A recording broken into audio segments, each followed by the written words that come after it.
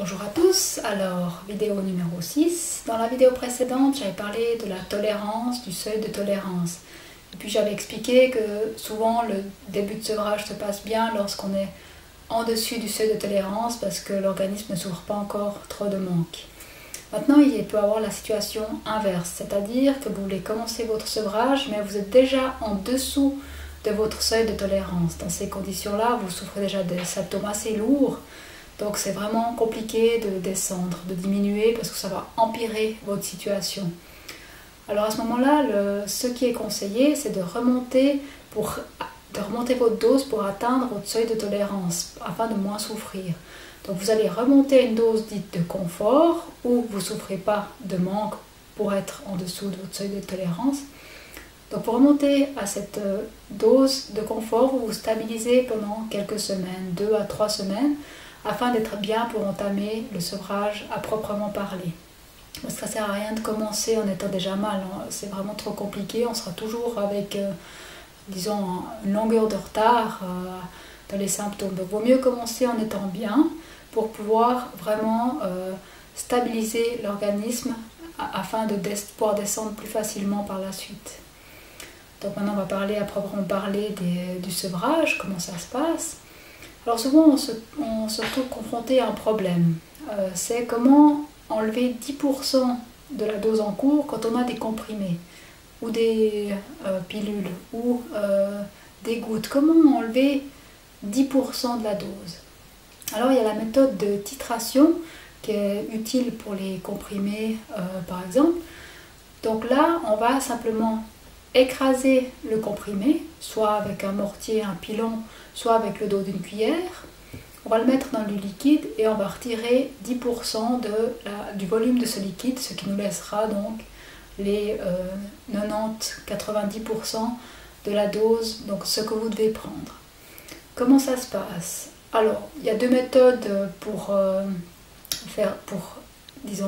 pouvoir mélanger votre comprimé. La première, c'est de l'écraser avec un pilon et mortier et le mettre dans le liquide, ou de le mettre la nuit précédente dans le liquide et elle va se dissoudre. Ça ne marche pas pour tous les comprimés, mais c'est quelque chose à essayer.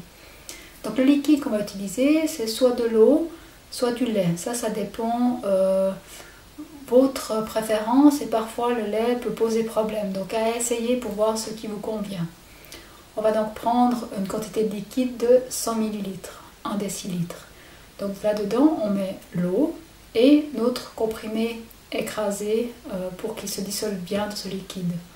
On mélange pour que le mélange soit bien homogène.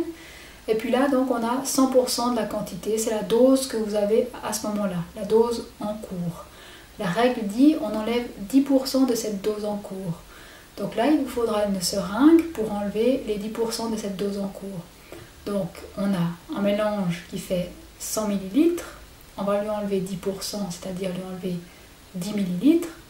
Donc on prend notre seringue, on retire 10 ml de ce mélange qu'on jette, on garde les 90-90 ml et ça c'est notre dose à notre diminution, c'est ce qu'on va prendre. Donc là c'est la dose qu'on va prendre à partir de maintenant sur un palier de 15 jours. Donc on procédera comme ça pour chaque diminution. Maintenant, avec les gouttes, vous pouvez faire pareil, ça dilue pareil. Quand ça devient trop compliqué, il y a une autre méthode que je ne vais pas entrer dans les détails parce que je ne l'ai pas pratiqué non plus. C'est d'enlever tous les jours 1 millilitre de cette quantité et de descendre. Donc ça c'est une méthode que je ne connais pas bien, donc je vous conseille d'aller la voir, c'est la professeure Ashton qui la propose. Ces diminutions par titration sont assez efficaces, il faut vraiment prendre le coup de main, mais une fois qu'on l'a, c'est tout bon. Il faudra faire donc un plan de diminution. Je vais essayer de mettre en place une application qui vous permettra de rentrer votre dose de départ et qui vous dira combien de millilitres garder et combien de millilitres jeter pour tout au long de votre sevrage. Comme ça, vous ne serez pas perdu. Donc là, c'est encore des techniques à apprendre. Moi, je vous dis personnellement, je ne les connais pas bien je ne les connaissais pas au moment de faire mon sevrage. Je n'étais pas assez renseignée, donc je ne les ai pas pratiquées. Maintenant, sur le forum, je vois que c'est des techniques qui fonctionnent pour les membres. Et puis, ils arrivent comme ça à vraiment gérer bien leur dose. Maintenant, si vous devez faire 2 prises par jour, vous avez enlevé donc ce 10%.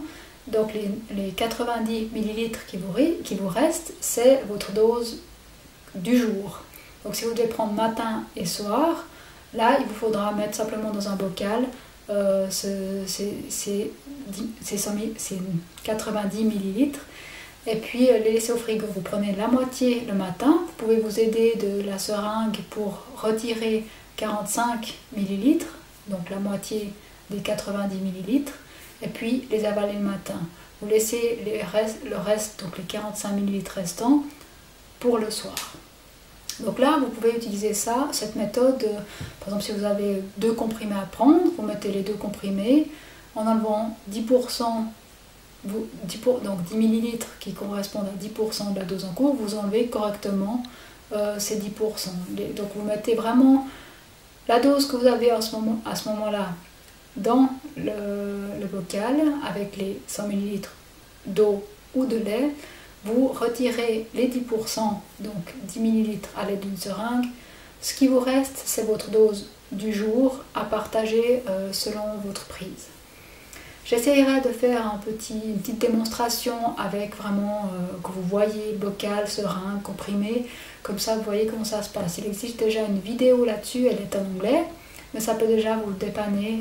Je vous laisse aller la regarder sur le forum. Voilà, c'est déjà un premier pas vers les méthodes de sevrage. J'espère que vous vous renseignez par vous-même parce que vous voyez, je ne connais pas tout non plus. Maintenant, ça vous revient quand même de faire beaucoup de démarches là-dedans.